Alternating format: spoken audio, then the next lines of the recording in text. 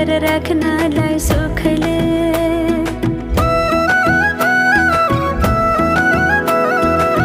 कति गरौँ तिम्रोमा बयान, गर्देऊ अब बेलैमा कल्याण।